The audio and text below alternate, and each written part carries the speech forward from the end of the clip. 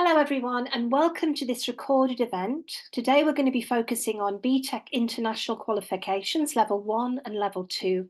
And this event is going to take you through an overview of the centre and indeed the learner journey from the beginning of the qualification through to certification at the end.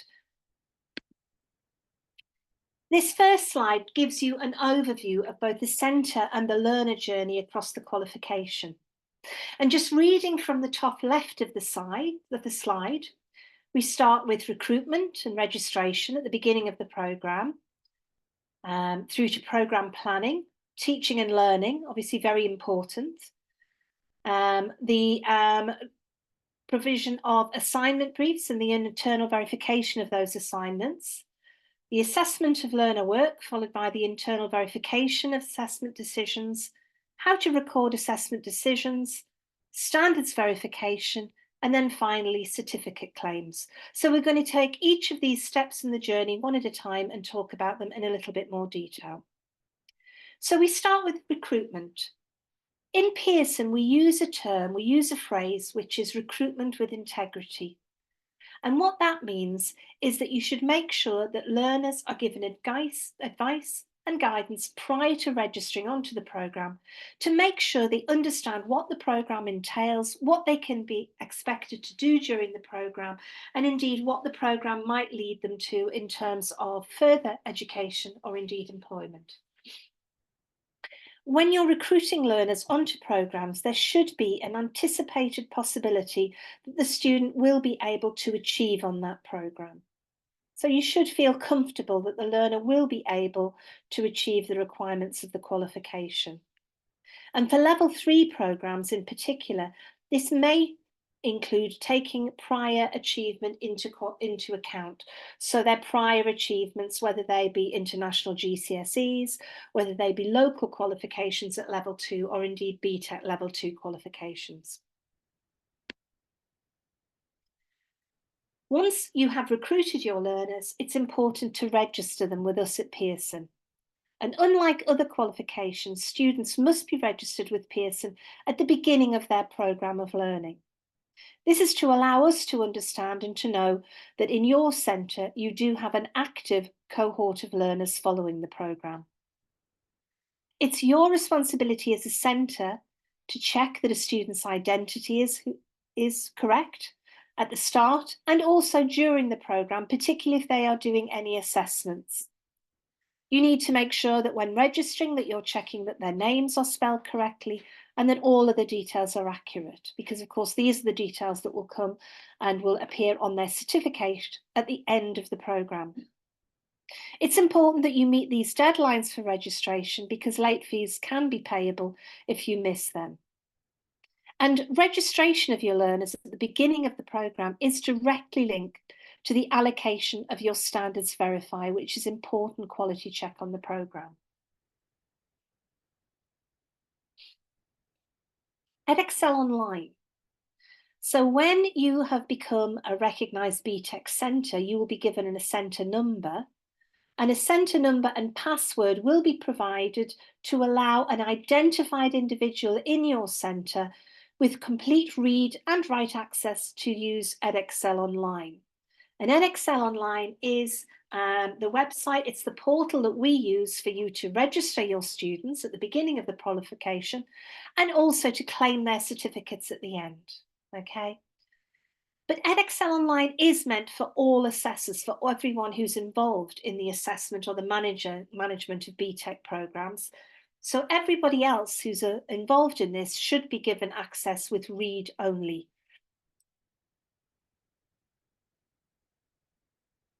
Now it comes to programme planning.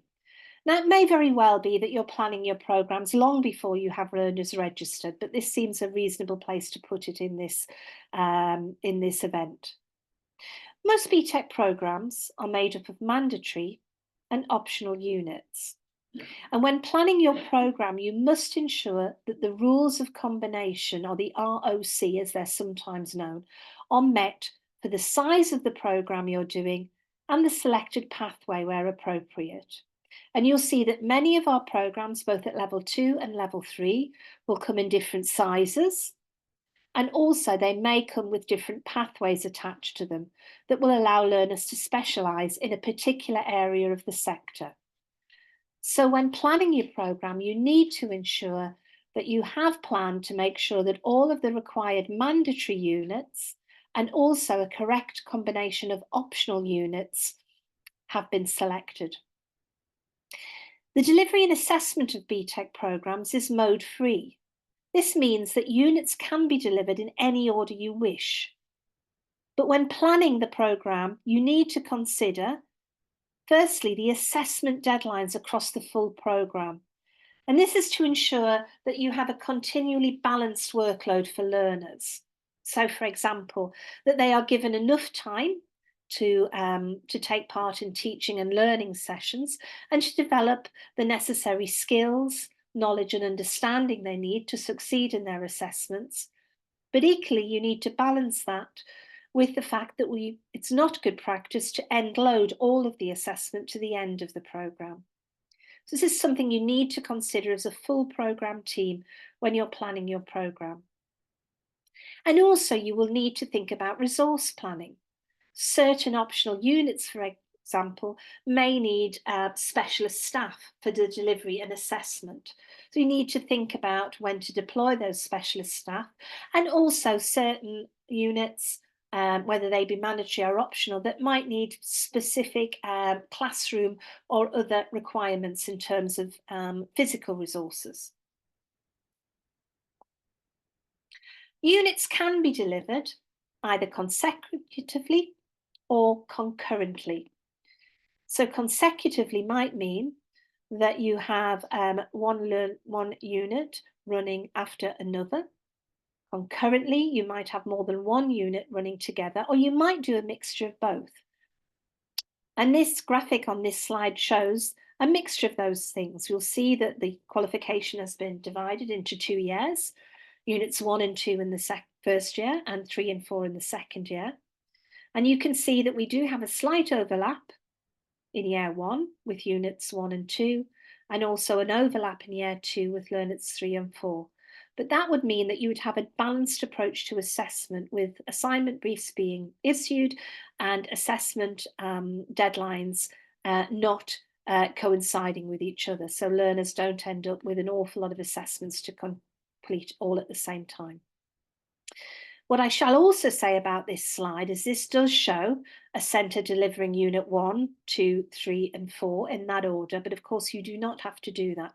The units, as I already said, can be delivered in any order you feel appropriate for your particular learners. So, what does this look like on paper? Well, here we have an example of an assessment and internal verification plan.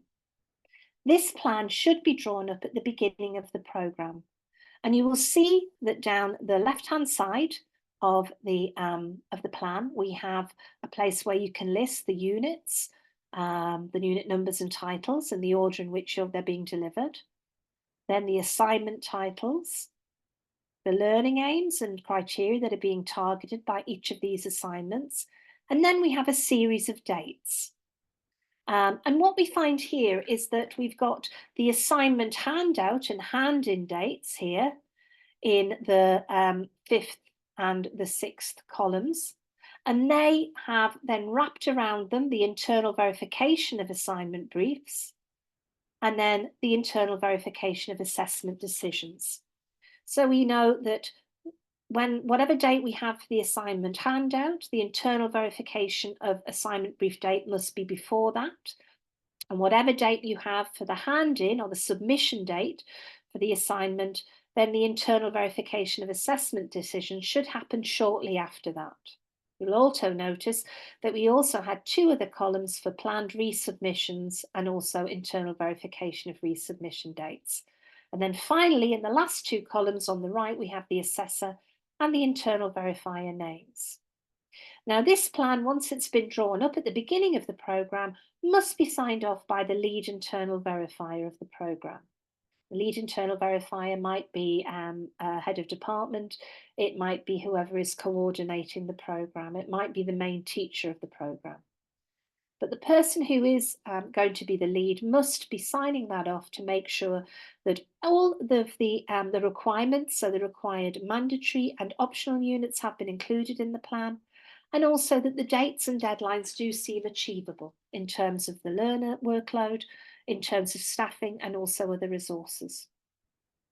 It's important to note, however, that this is a working document and changes can be made across the programme at any time, provided they have been agreed with the lead internal verifier. And sometimes changes might be needed because, for example, a member of staff might be absent for a few weeks, which puts back the handout, or indeed the hand-in date or the assessment date for the assignment. It may be that a certain space or a certain facility isn't available when you thought it was going to be, so you might need to move dates and deadlines around. Okay, so that's perfectly okay to change the dates and deadlines on this document, but as I say, they should be changed with the agreement of the lead internal verifier, who has that oversight of what's going on right across the programme for the learners. This is also an important document because this is one of the first documents you will be required to produce for your standards verifier when they start to sample your programme, and that will allow them to see which units are in progress and any that are completed. So, teaching and learning. It's vital that the unit content is taught prior to the beginning of the assessment process for that unit. Now, what that means is we need to make sure learners are fully prepared to undertake the assessment prior to the issue of the assignment briefs. Because once learners have been issued with an assignment, it is essential that they work independently to produce and prepare their evidence for assessment. So it's vital that we make sure that a sufficient amount of teaching and learning time hasn't been undertaken by the learners to ensure they're fully prepared for assessment. And then we come to assignment briefs.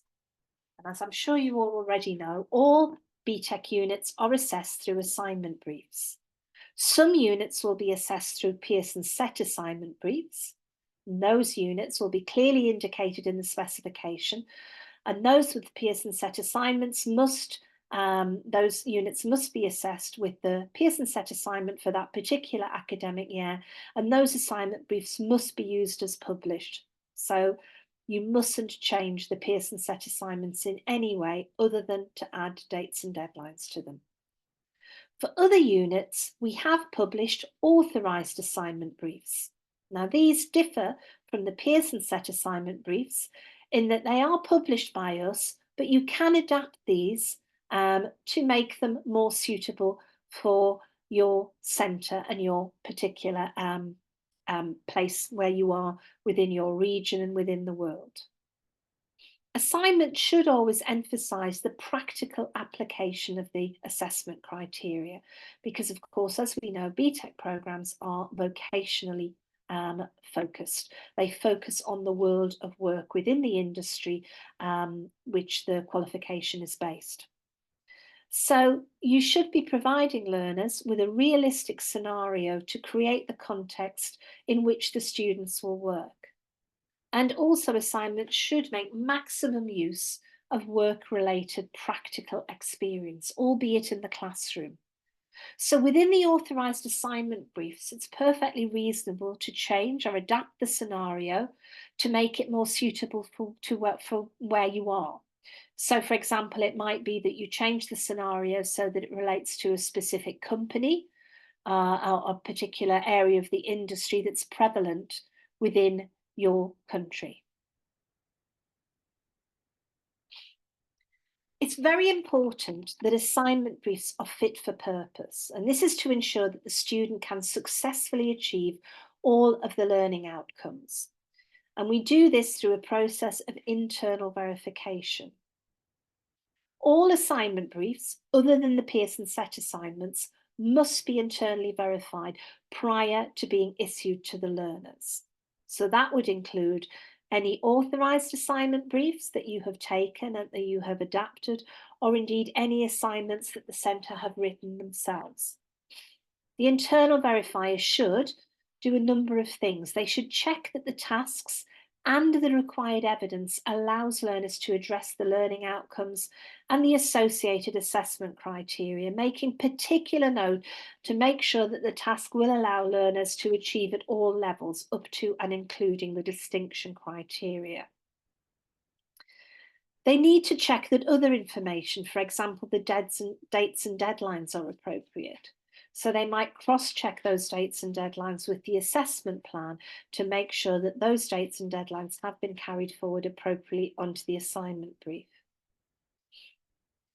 If there are any actions related to the assignment, so if, for example, the internal verifier has perhaps spotted a typing error, a spelling or a grammatical mistake, or indeed, if the date, for example, is incorrect, it's not the same as the date on the assessment calendar, then they would give actions to the assessor, the writer of the assignment brief, and they will need to then make sure that those actions are carried out. And we need you to keep a record of this process. And that record could be paper-based or it might be electronic.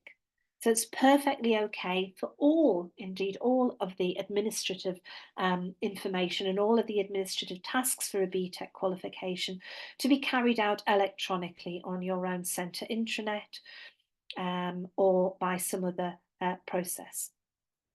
It's important also that all documentation in terms of internal verification of assignment briefs is signed and dated by the assessor and then also by the internal verifier. This is important so that we can see that there is an audit trail that shows the timeline of the internal verification process.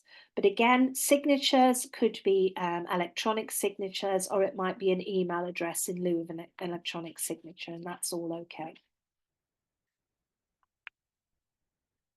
So let's just have a look at the submission, the assessment process. So the assessment process starts with the learner submitting their evidence, and that evidence could be a number of things. It might be a written report, but it could also include things like, for example, web material.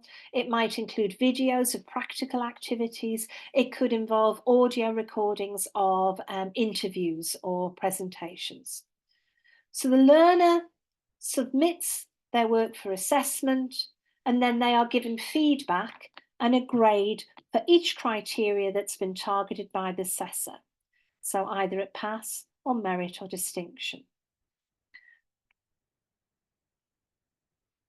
Once that has happened, if a learner has not achieved the grade that they, or indeed that the assessor thinks they are capable of, it is possible for a learner to have a resubmission opportunity. Now, the resubmission opportunity does have conditions. The first being that the original work and the original submission will have been undertaken within the deadline set by the centre. So in other words, the learner has handed their work in on time. And then also that the assessor is confident that they can improve the evidence that they have undertaken without further teaching or coaching. If a learner is given a resubmission opportunity, they must complete and resubmit the work within 15 working days of them getting the original feedback and the grade. And that resubmission opportunity must also be signed off and agreed by the lead internal verifier. And this is to make sure that all learners are treated the same, that they're all treated equitably. Once that resubmission has been completed and assessed, the learner will then get feedback and a grade, and that grade might have improved. So the pass might have improved to a merit, or it might have improved to a distinction. Or indeed, if the learner didn't achieve and got an ungraded or not yet achieved for any of the criteria, that might have improved to a pass, a merit, a distinction as well. So on resubmissions, all grades are still available to students. However, if after a submission and then a resubmission, you have any learners who have still not achieved any of the pass criteria for the unit, then they can be given a retake opportunity. Now, the reason we have retakes is because obviously students should be able to pass every unit, and any one criteria that hasn't been achieved at a pass for any unit would lead that learner to failing that particular unit, which obviously we don't want to happen. So as I say, if a learner has had a resubmission opportunity but still hasn't reached the minimum requirements for pass, they then can be given a retake opportunity. Now, a retake opportunity is different in two ways. First of all, on a retake opportunity, only the pass grades are available to the learner. And secondly, for a retake opportunity, they should be given a new task, an additional task that allows them to produce new evidence. So, just to recap, on the resubmission, all grades are available and the learner is simply improving the evidence that they have already submitted, so undertaking the same task again, but hopefully with a better outcome. However, on a retake, only a pass grade is available and it must be a new task and therefore new evidence. At the end of all of that, hopefully all of your learners have achieved at least with a pass, and they should then be able to complete the unit. And once that unit is completed and all the other units they need, they can then certificate. A word about unit grading.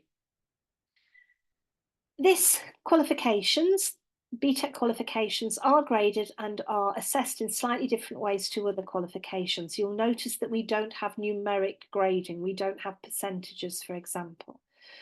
For each unit, learners will have criteria that you're assessing them on that will be pass, which is the minimum achievement, merit, which is slightly better, and distinction, which is best. Now, in order to get an overall pass grade for the unit, learners must achieve all the pass grades.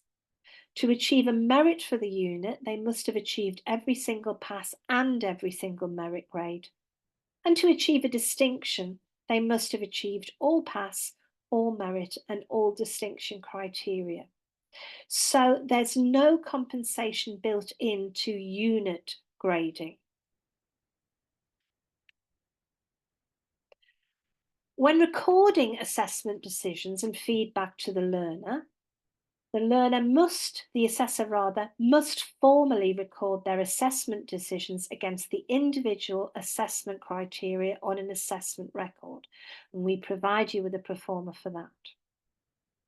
The assessment record provides a formal opportunity for the assessor to give feedback to support the learner and to support their progression. And in the feedback, the assessor should state very clearly which criteria the learner has achieved and also any criteria they've not achieved. And they need to give reasons why this is the case, why these criteria have been achieved, also why certain criteria might not have been achieved. And this allows the learner to learn and progress. It's very important, however, that the assessor doesn't give direct, specific instructions on how the learner can improve the evidence to achieve a higher grade. That isn't allowed. So you can explain why the merit or the distinction wasn't achieved. You didn't achieve a distinction because you didn't do X, Y, or Z.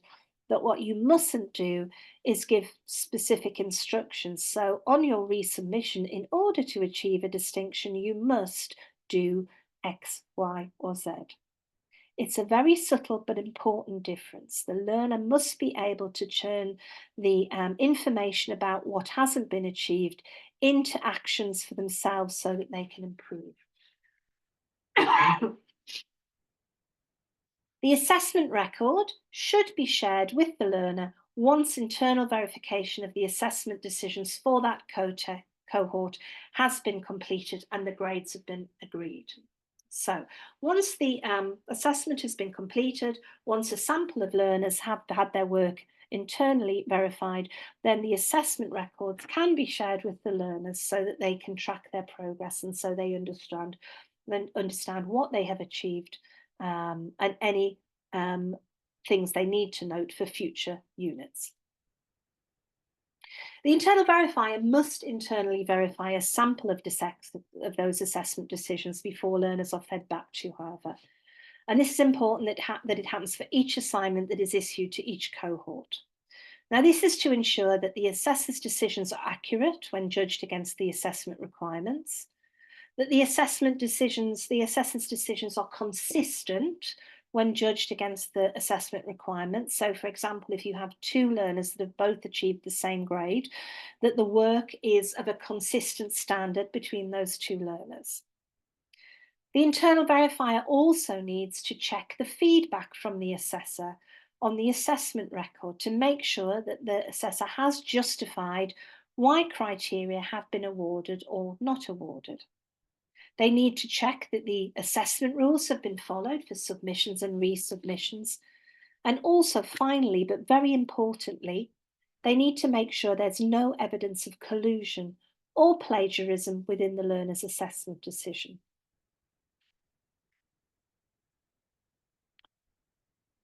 So, recording assessment decisions. Now, we've already talked about decisions being recorded on the learner feedback records, but then as a centre, you must also track those assessment decisions across the full cohort.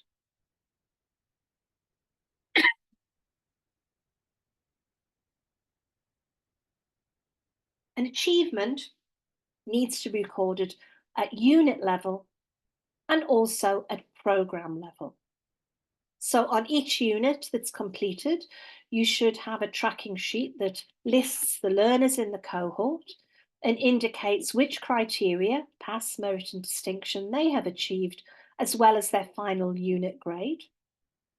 And then equally, you also need to have a tracking sheet that covers the full programme, that again lists the learners in the cohort, but then records that final unit grade for each of the units that they are studying. Learner portfolios also need to be managed, and the portfolios, the actual work that the learners are doing and then are handing in, those portfolios must be kept securely while the students are on programme. Now, those portfolios might be in different forms. It may be mainly paper-based evidence, in which case the individual portfolios need to be maybe kept in folders that are inside locked filing cabinets or in locked offices that only members of staff have access to. But equally, for many centres, those portfolios are electronic and they only exist online, in which case, once the work has been submitted, it should be kept in a secure location online where staff can access, but where students cannot access the work. And any portfolios that are kept online, you do need to make sure that any of those places are fully backed up so that you don't lose portfolios. Assessment records also need to be filed in a secure location, and both those unit level and programme level assessment records should be accessible by members of staff and also managers and the lead internal verifier. And assessment records, again, normally they will be filed electronically, but they need to be, again, in a secure location on some sort of a drive that is fully backed up, so you don't run the risk of losing information.